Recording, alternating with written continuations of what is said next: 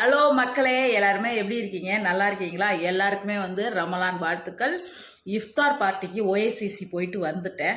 So அப்போ friend வீட்டில் கூப்பிட்டாங்க. போனப்போ ஒட்டக கறி வாழ்க்கையில் சவுதி அரேபியாவில் நான் சமைச்சு சாப்பிட்ணுன்னு நினச்சேன். பட் எனக்கு அதெல்லாம் வேகாது அப்படின்னு சொல்லி பயமுறுத்துனாங்க.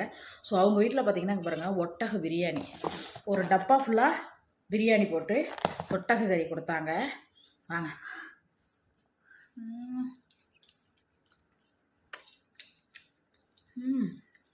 எப்படி இருக்கு? நல்லா தான் இருக்கு.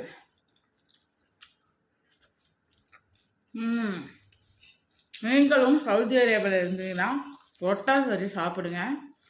நல்லா தான் இருக்குது. சக்கையாக இருக்குது. சாப்பிட்டா இல்லை, அது நல்லா வெந்திருக்கு.